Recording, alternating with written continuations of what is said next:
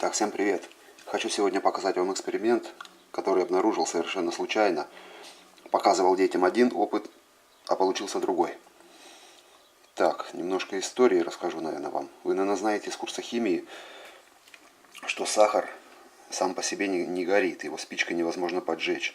Но если его обмазать или натереть пеплом от сигарет, то он загорается, от спички, от зажигалки, от спички. Учитель на химии нам рассказывал это, объяснял тем, что в пепле от сигарет есть литий, который способствует горению. Вот этот эксперимент я хотел показать своим детям. И когда мы уже начали поджигать, зашла жена и погнала нас на улицу, чтобы дом не сожгли. А на столе стоял бокал с недопитой колой. И я этот кусочек сахара, натертый пеплом, бросил в колу. И сейчас я вам покажу, что дальше произошло. Вы будете удивлены. И, возможно, больше ее пить даже не будете. Итак, для этого нам нужно будет пепел, сахар и кола. Тут у меня 3 стакана, это для чистоты эксперимента. Бутылка с водой, в которой мы сейчас стаканы прополощем, чтобы никто не сказал, что здесь какие-то реагенты дополнительные или еще что-то. Так, начнем сразу.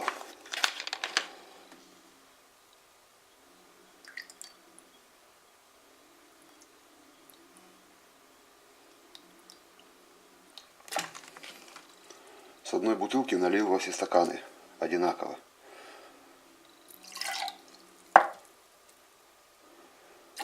Сполоснул. Даже еще сделаю сейчас вот так, чтобы никто никаких лишних комментариев не давал. Вот так я сейчас сделаю.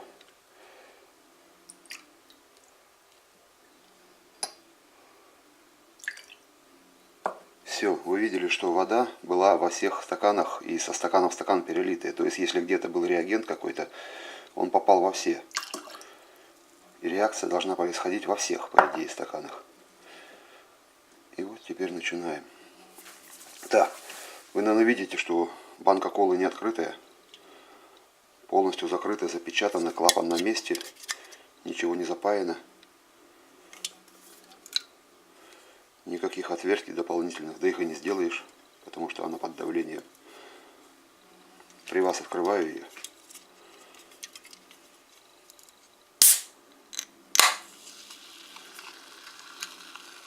Газ выходит, слышите, все нормально. Наливаю в 3 бокальчика колу.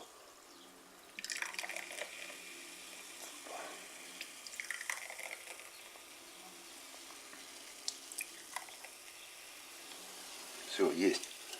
Видите, что газ вышел, то есть все нормально. Так, теперь что я делаю? В 1 бокал кладу сахар. Положил. Все. Сахар переиграл, там что там играет, не знаю. Дальше следующий наш шаг. Берем немного пепла от сигареты. Кладем в другой бокал. Положили. Тоже видите, там пузырьки пошли. И все. А вот теперь следующий бокал будет самый интересный фокус. Так, это можно убрать. Теперь смотрите. Беру сахар и натираю его пеплом. Тут много даже не нужно, лишь бы. Сигарета сгорела не полностью. Так, у меня сейчас будут грязные руки, уж не обращайте внимания. Сейчас я вытру. Итак, момент истины. Смотрите, что теперь будет происходить. Правда, реакция происходит не всегда сразу. Нужно чуть-чуть подождать, но все равно она происходит.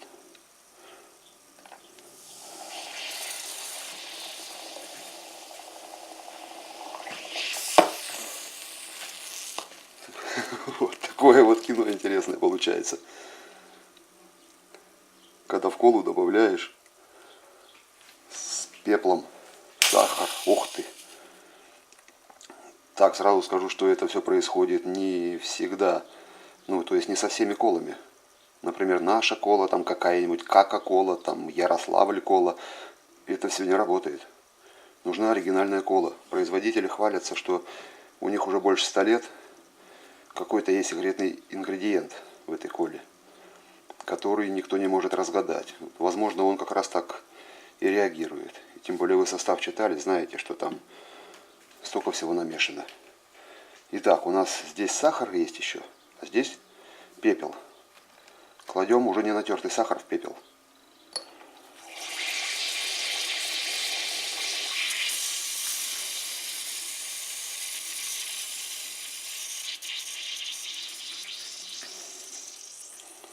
Как вам? Интересно? Так, а здесь у нас сахар, да, там лежит. Сюда пепел сейчас положим. Немного пепла, потому что вы видели, здесь кусочек сахара побольше пепла натер, он даже загорелся. Поэтому немного, а то опасно, все-таки в доме делаю. О.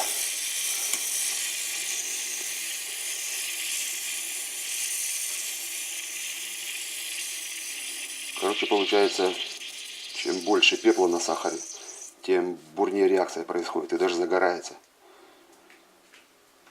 Фу, даже вонища какая-то пошла. Это для любителей тех, кто еще любит изжогу заедать пеплом. Смотрите, потом ни в коем случае не запивайте ее колой.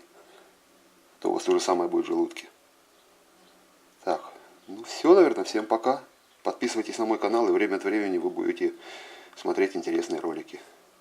Все, всем пока. Спасибо тем, кто подписался.